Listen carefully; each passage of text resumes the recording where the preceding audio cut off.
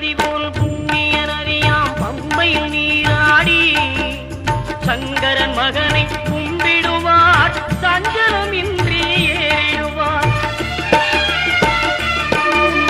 நீலிமலை ஏற்றம் சிவபாலனும் ஏற்றிடுவார். காலமெல்லாம் நமக்கே அருள்காவலராயிருப்பார். தேகபலம் தா பாதபலம் தா தேகபலம் தா பாதபலம் தா தேகபலம் தா